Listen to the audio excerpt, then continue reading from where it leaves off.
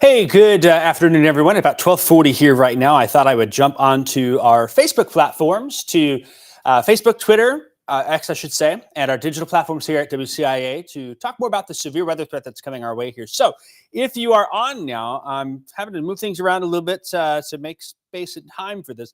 Let me know where you're watching from. I appreciate that, and then I'll try to answer some questions at the end. But we're kind of getting ourselves ready for this afternoon, about 2.5 hours out from when we expect storms to arrive here. So it should be pretty good overall with that. So looks like we've got some folks that are checking in. And again, 12:40, this forecast will be good for the afternoon based on where we are as we're entering the go time here. I'm in the studio. Kevin is out he's actually just got here. He's heading out in the storm tracker. And then we'll have Seth and Adam helping out with digital and behind the scenes as well as we go through the afternoon. So another day with full team coverage here across the area.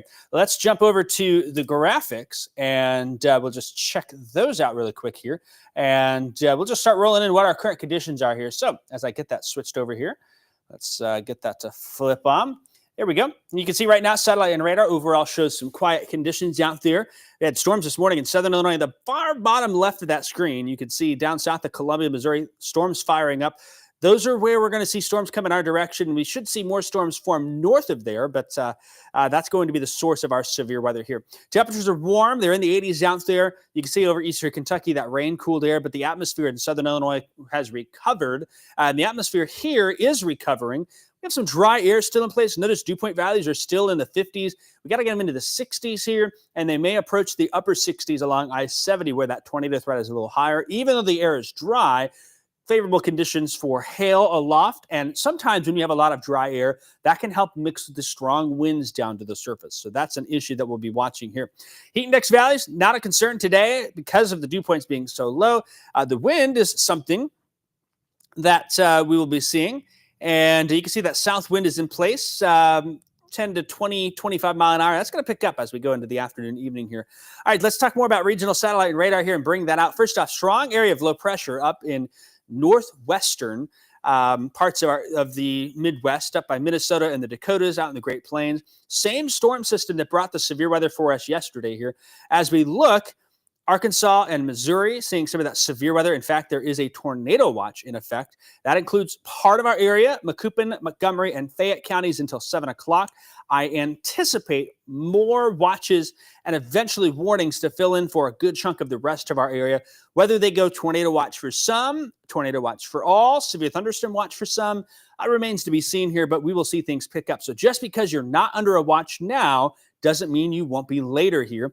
Those that are in Macoupin, Montgomery, and Fayette County, as a reminder, if you have WeatherCall, you got the text message about that, and then you'll get those alerts. So WeatherCall is a great resource to have for this. We did the safety tips yesterday. I'm not going to spend much time in that. If you do want to learn more about WeatherCall, WCIA.com/weather/WeatherCall. And I'll even throw a link in the chat for you there. Or you can scan that QR code if you're perhaps watching, as a WeatherCall is a great resource to stay connected when there is severe weather. We call you, give you a physical phone call when a tornado warning or a severe thunderstorm warning is issued for your location. And it is specific to a fixed address. If you're on the go, the mobile app is great. You can take it with you. We'll give you alerts as well wherever you go with that. So two different services that we offer for that there. Now, before we talk about the severe weather potential, I do want to say real fast here that there's also going to be some blowing dust potential with this, and that's probably coming later this afternoon into tonight, even behind the storms. A little more worried in areas, especially north of I-72 and areas that did not get rain. There's quite a bit of rain along I-55. And it's not going to be a widespread, huge dust storm. You just need one or two fields that missed out on rain with the way relative humidity is dropping to be an issue. And there also is concern for fire weather danger there. Now, obviously, most of our fields have been plowed over. We've got seeds in the ground, and we're starting to get corn. Might try and pop even a little bit in that heat yesterday and today. But some areas that are grassy, dry, ditches, things like that, that's another concern that there is in place. And one of those reasons is our relative humidity is low here. Currently sitting in those spots, the 30s and 40s. If you see Jacksonville at 19%, very dry air is in place.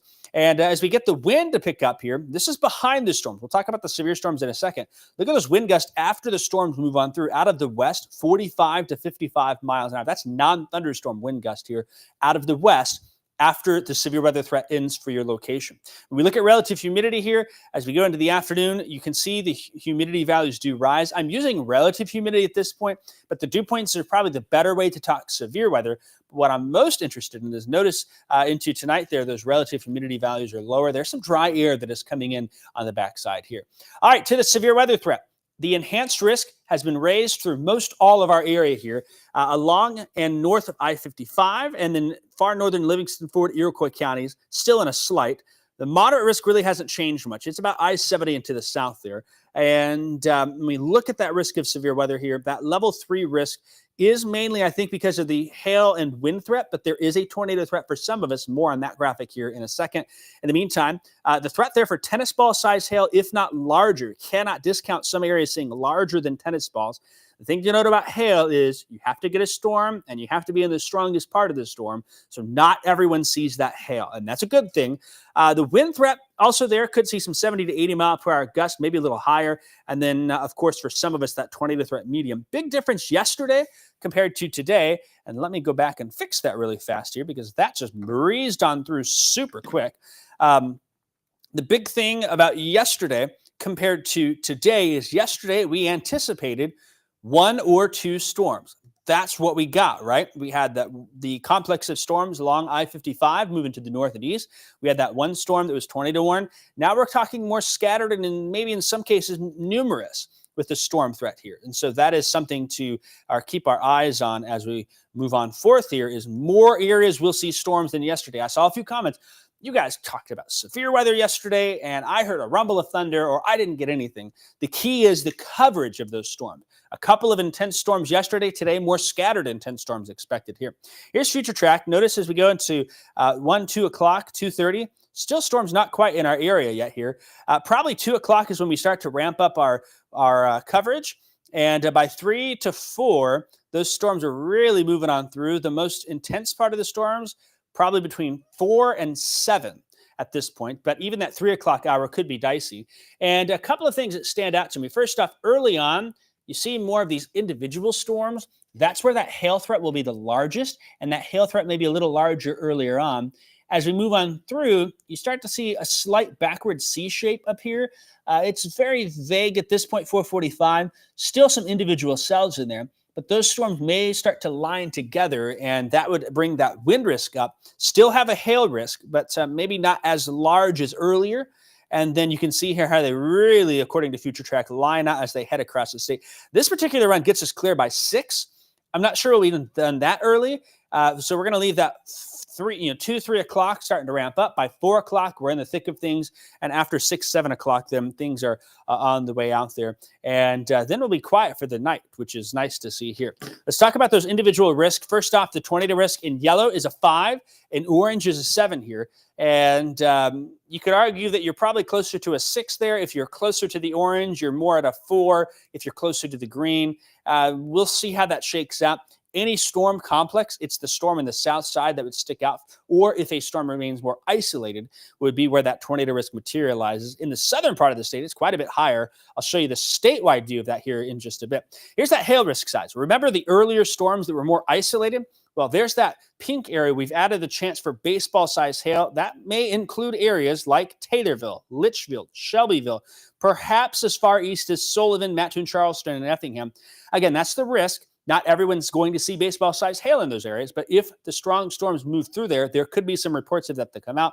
We may start to see that hail risk shrink off to the east, but I won't discount still large hail all the way into West Indiana here. Tennis ball, baseball size, really anything above golf balls is a problem here. So this is the type of day, again, where we just get a couple of storms. There could be some reports of some large hail, and some of that large hail caused quite a bit of damage yesterday.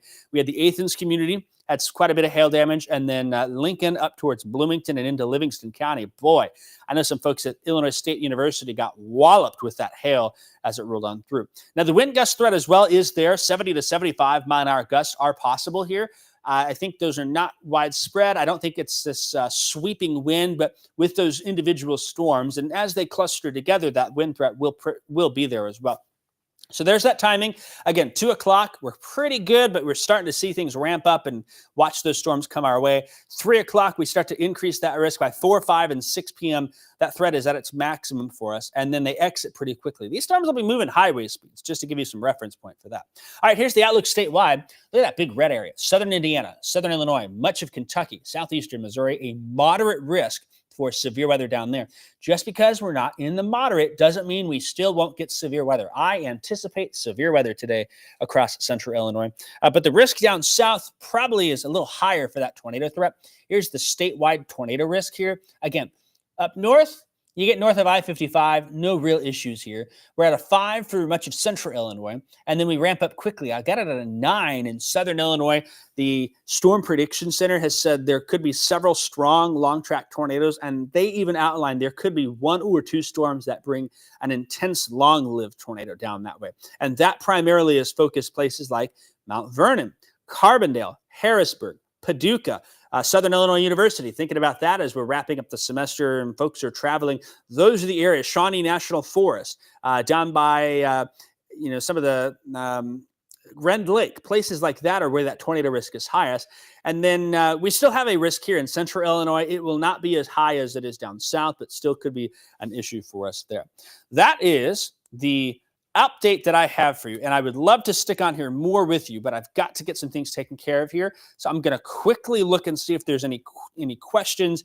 We won't get to a lot to them, but we'll get the chance maybe to answer a few of those here. So if you've got one, stick it in, and then we'll wrap things up here. And I'm looking down at my computers to see your chats that you've got with the day today. Again, kind of recapping, the hail and wind is the bigger threat. There may be a couple of storms that tornado threat is a little higher. That favors the I-70 corridor, but I won't rule it out a little further north. Sometimes storms can interact with each other. We saw that yesterday in Macon County with that tornado warning. One storm kind of came on in the backside and nudged into the other one, and that spun up that rotating wall cloud and that funnel cloud we brought you in the storm tracker and on our Skycam on WCIA. And so sometimes storms can interact and do that and have a localized increase in that tornado risk. But overall, more people will see hail and more people will see wind than the tornado threat there.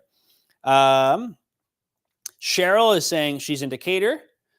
And Cheryl, you might have had some storms yesterday, but you're worried about friends and family in Fairfield, Grayville, and El Dorado, Southern Illinois. Yeah, remember that weather call?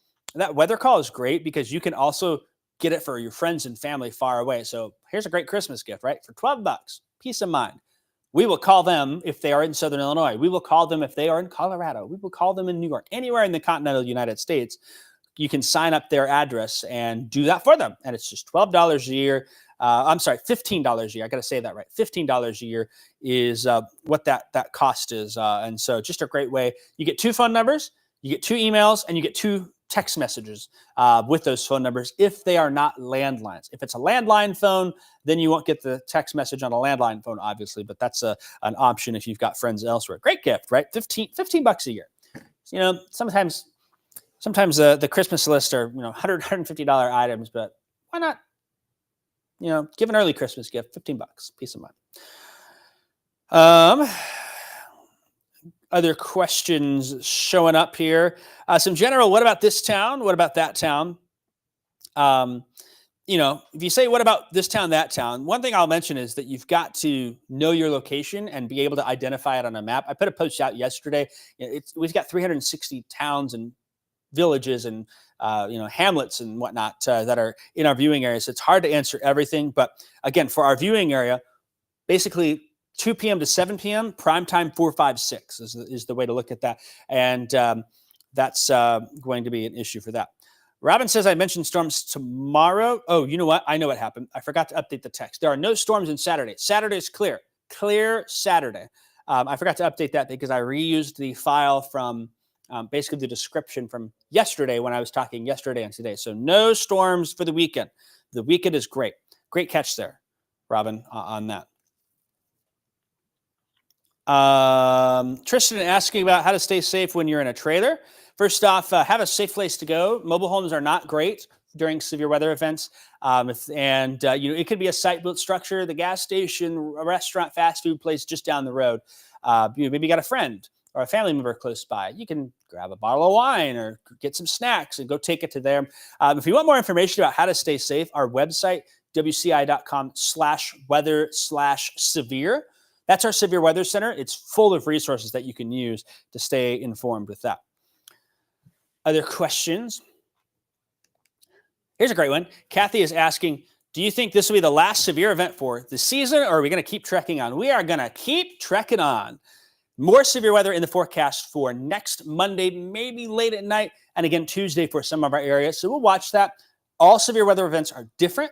They all have different, strengths and intensities and things of that. So no two severe weather risks are the same, but we'll break that down and just see how that goes. I tend to think that we'll watch storms both Monday and Tuesday out west, and we'll I won't say get the leftovers, but they'll kind of be the most intense out west, and then they kind of weaken or come together, and we still have some risk, but we'll see how that goes, and we'll get there. But there will be some changes. The 8 to 14-day outlook has some cool air coming on, and we got highs next week in the 60s to end the week, which will bring some quieter weather for us there.